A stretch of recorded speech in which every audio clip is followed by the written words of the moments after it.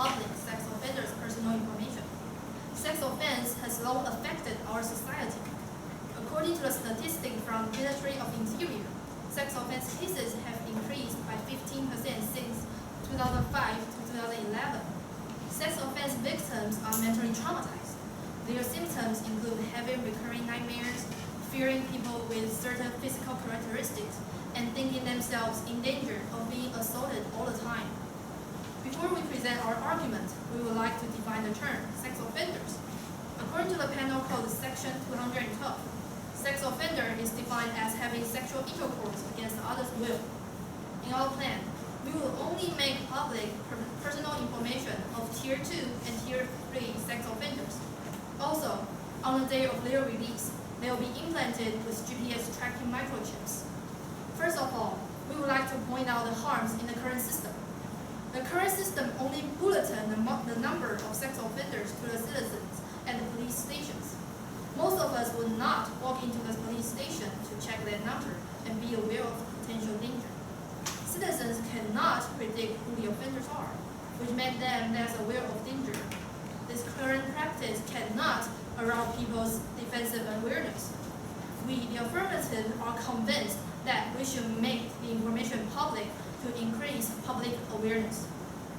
Secondly, the increasing number of bulletin sex offenders makes people panic. But based on laws nowadays, only a small number of institutions can get access to the information of sex offenders through a complicated process of application from National Police Agency. However, the general public does not have such access. If we make their personal information public, sex offenders are less likely to violate the laws again because they are watched by the public. Here, we would like to propose our plan. Step 1. The government will recruit software engineers to create an application that can track sex offenders once they are implanted with GPS tracking microchips. The main purpose of implanting the chips is for the police to keep track of them. Step 2. Setting a website to provide the personal information of sex offenders. The general personal information includes name, gender, ID number, photo, telephone number, and address. However, to lower the possibility of hate crimes to the minimum level, the personal information we are going to make public only includes photo, gender, certain physical characteristics, areas where they are active, and their mode of operation. Step 3. The government will make commercials to promote the new policy. Moreover, at schools, students are told to stay away from danger. The purpose of this education plan is to make the policy known to more people and avoid holding irrational thoughts. Meanwhile, making public will make the criminals less likely to commit the crime. According to the social learning theory proposed by Bandura that emphasizes people's action will be impacted on observing others, people won't commit the crimes as they see other criminals being sentenced. To sum up, our carefully designed plan will significantly raise public alertness and lower recidivism rate. My partner will detail our plan in the second affirmative constructive speech. Thank you. Second negative, cross-examine. First affirmative, 2 minutes. So during your speech, you mentioned that there's going to be a GPS substance for offenders. Yes. So how are you going to conduct it?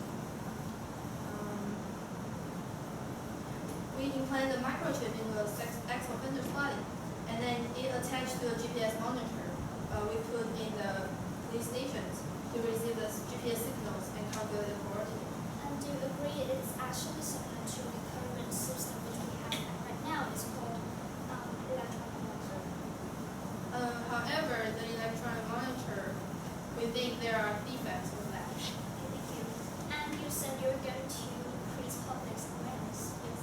And are you going to make sure that people will actually know their information, and by that they will know more about the offenders? The education plan we will detail in our second affirmative speech, and it will educate the people to deal with the sex offenders. And you say you're going to have their telephone number in their personal information. No, ma'am. Okay, and how are you going to prevent information from being abused? Since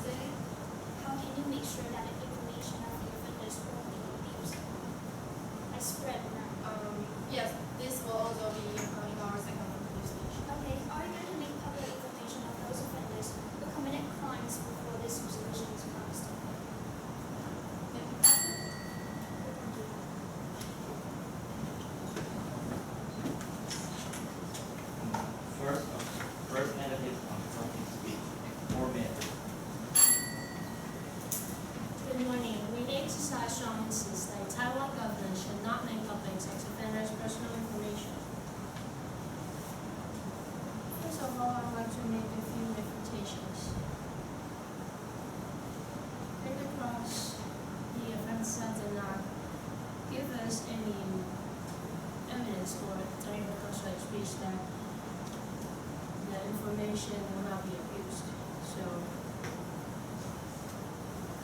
So there's evidence, according to the Human Rights Watch, almost 60% of the sex offenders' children said that they are treated differently by other children in school, and almost 80% indicate that their friendship has been impacted.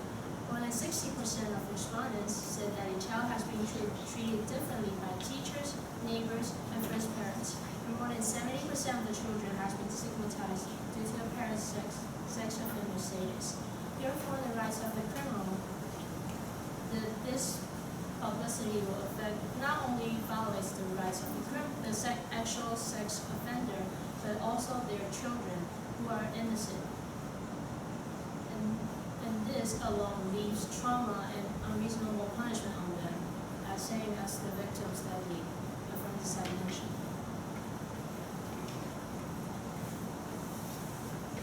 And about raising public awareness. The offenders obviously want to raise public awareness because they want people to notice that there are actually sex offenders around them so they can prevent these sex crimes. But if people can recognize the sex offenders in the face at the first time, which is really hard, you can't even remember your classmate's face the first day you see them. So even if the people around in the society can't recognize the sex offender, it can only be those who are in the neighborhood because it's close and you see them more often. But then the sex offenders will go find the victims outside the neighborhood. So according to a research done by J.J. Priescott in 2008, Insight says that if the victim can easily target victims outside the neighborhood who are unaware of their presence, then this notification might change the relationships of the offenders and the victims, but it has a negligible impact on overall crime rates. In other words, the response to the criminals to notification might result in crime displacement rather than crime reduction, which is what the offender side wants. And this is nothing better than the current system, and definitely not what the society wants to see. And I'm going to talk about criminals' rights. Though they have committed crimes, and they should have a little bit of rights deprived, but they should still have the basic human rights and should be able to go back to society. And this is what the offender wants too. But however, the same research done by J.J. Priescott in 2008 shows that this publicity has shown to have negative consequences for them, including loss of employment, house, and social ties, and harassment from neighbors, and some psychological causes. And this can make them not go back to society and even cause them to commit more crimes. So according to the reasons above, VA has strongly insists that Taiwan government should not make public sex offenders' personal information. First, affirmative cross-examine, first negative. Good morning. You mentioned that the child are being 60% of the child are treated differently. Do you have the evidence? Yes.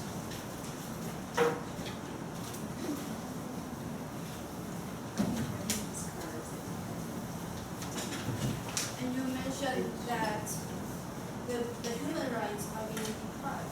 But what kind of human rights is that? The government should be helping them to go back to the society, which is what the government is trying to do right now. But if you public their personal information, according to the research, they will be there. Well, I said in my consular speech, there will be a loss of employment, and housing or social ties, harassment from neighbors. So they cannot fit back to society. Okay. And so do you agree with the first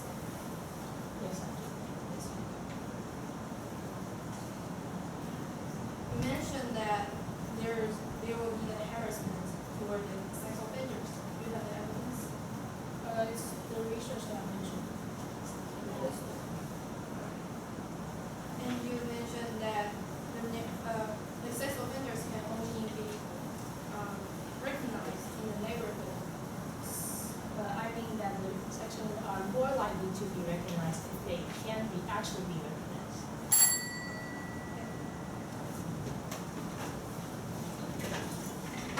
Silent performative constructive speech. 4 minutes.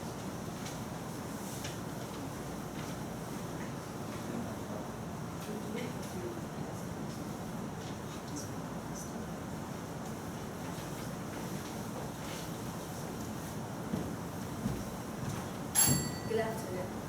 Before we respond to the negative contention, we would like to detail our plan. Plan 1, GPS tracking microchips. Implant GPS tracking microchips into high-risk sex offenders, that is, Tier 2 and Tier 3 offenders. GPS tracking microchips will serve the function of real-time tracking. An application will be designed with shaking function to indicate whether there are any ex-sex offenders nearby. When someone activates the shaking function on the app, ex-sex offenders nearby will appear as red dots on the screen. Once people touch on the red dot, all personal information of the ex-sex offenders will pop up for people to stay alert. Once again, we have to stress that such function is not designed to generate more hate crimes. The public should be well aware that by attacking the ex-offenders, they are committing crime as well. This function is to raise people's alertness to potential danger. Plan 2, set up website. National Police Agency should set up a website to make public sex offenders' personal information. The information does not include the names and the address, because the ex-offenders are more likely to be prone to hate crimes or become victims of vigilante. We request the offenders to go to a police station and fill out a form about their personal information every 6 months. If they do not do so, the police will locate these sex offenders with GPS tracking microchips. Plan 3, education avoid danger and minimize social bias. In our plan, we emphasize the importance of educating the public by making commercials on the internet. We will post on popular websites like Facebook, Google, and YouTube. While in school, lectures are held around the campus by the Garden of Hope Foundation to propagandize the new policy. Through education, we can alleviate biased opinion against ex-offenders and minimize the impacts previously presented by the negative. Without a doubt, making public sex offenders' personal information would ensure more safety for the citizens and prevent parolees from breaking the law again. The public will stay alert. Making public also shortens the time to apprehend recidivists. According to the research of New York State, the years spent to arrest recidivists decreased from 4.4 years to 2.3 years. The police can enforce the law more easily and efficiently with the sex offenders' personal information going public. Thus, we would have a more stable society. Let us stress again, sex offenders therefore are not being deprived of their basic human rights, but contained by providing external pressure. Collective monitoring within the society would effectively prevent sex offenders from committing the crime again. Now we respond to the negative's contention.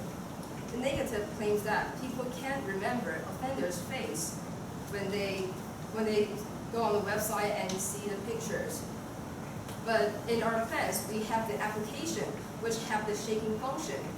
They can use the shaking function and know whether there are sex offenders nearby. So the problem does not exist. And the negative claims that the criminals' basic human rights are being deprived. However, we didn't deprive their basic human right. And in our current system, the numbers of sex offenses now in Taiwan has increased 15% from 2005 to 2011. The current system needs to be changed. The increasing crime shows that the current system cannot help preventing the crimes. In brief, as the affirmative, we have demonstrated a comprehensive and feasible plan. Our plan does not deprive their right, and it is going to make the public free from the worries and fear of sex offenses. Thank you.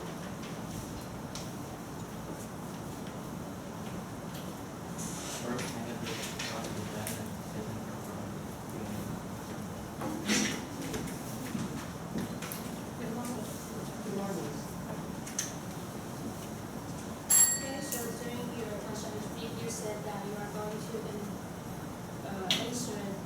into the section as well.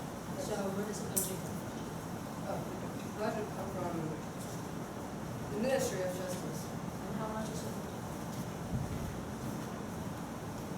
The budget is, the RFID chips cost $150 per chips, and there are 224 high recidivism rate offenders now in Taiwan, so it will cost $33,600.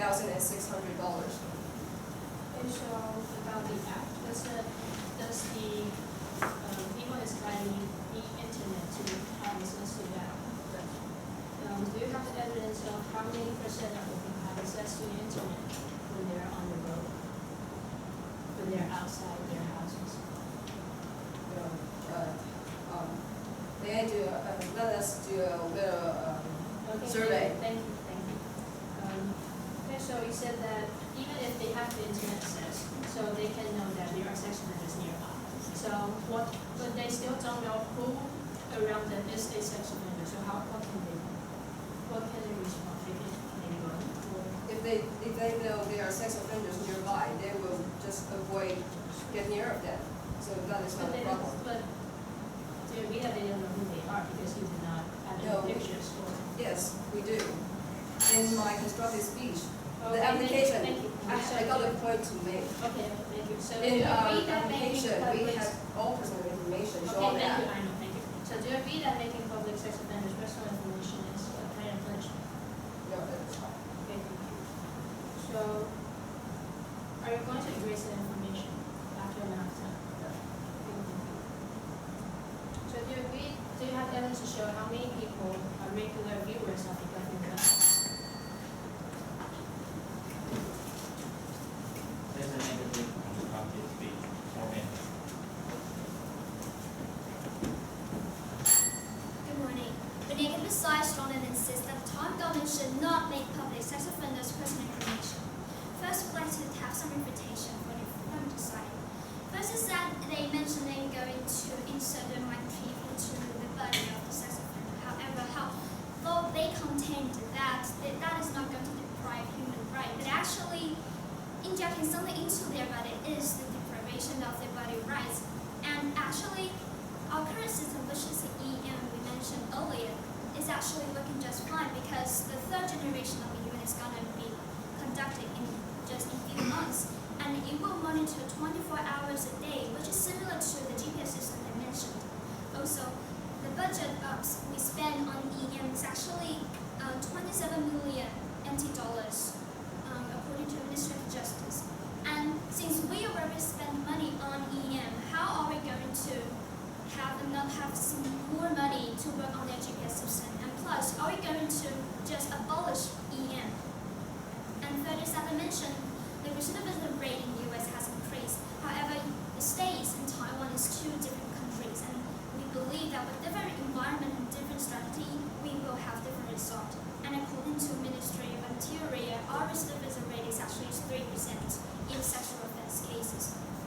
And the human side said that they are not going to erase the information. Then how are we going to make sure that the offenders will have the chance to start a new life after being released from jail? They should have the right to start a new life instead of being mocked or being discriminated because their information is being made public. And also it causes permanent harm. According to a study done by J.J. Prescott and Jonna E. Brokoff, which is a status search on do sex offenders registry and notification laws affect criminal behavior, and actually says it will cause loss of employment, housing or social ties, harassment for neighbors, and even psychological costs, which means that making public their information is not the best way to help lower their crime rate. And now I'm going to work on with points. First is in the practice. During the crimes, the firms agree that making public sex offender personal information will help lower the crime rate.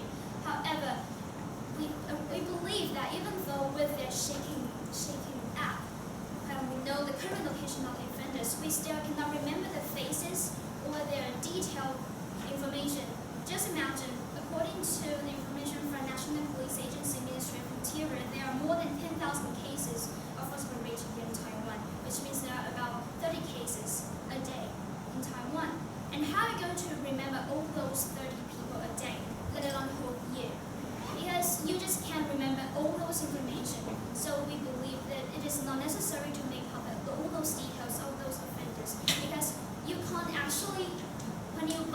a sex offender, you might not know, oh, that one is a sex offender, I will have to be aware, because there are just too many sex offenders out there.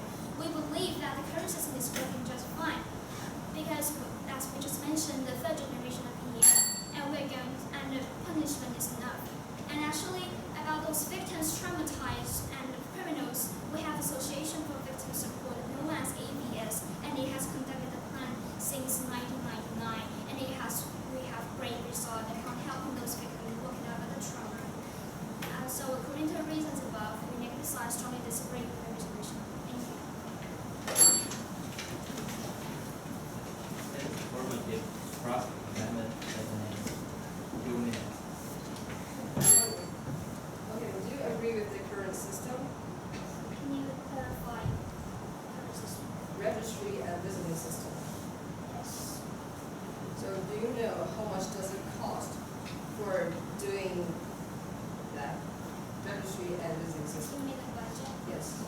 Yes, absolutely. We just mentioned about it. Yes.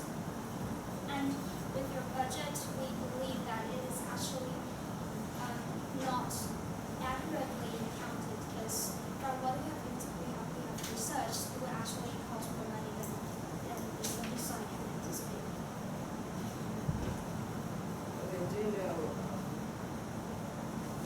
Okay, how can you prove that offenders want to change? What do you think the offenders will change? Want to change and not coming in the crime again? We do not have to prove that your offenders want to change, but we just want to prove that even though you make public that information, the citizens, the public might still have no idea who the offenders are. But do you know what is the recidivism rate now? Yes, it is 3%. According to administrative. Is that high-risk recidivism rate, high-risk offenders recidivism rate, or low-risk recidivism rate? It is actually indeed low compared to other crimes. Do you have evidence to prove that hate crime against sex offenders is a serious problem? Can you clarify hate crimes? It means illegal actions against ex-offenders, but based on social bias. Clarify question. Do you have evidence to prove that hate crime against ex-offenders is serious? We don't have, because it is a current system, so whether it is serious or not is actually personal opinion.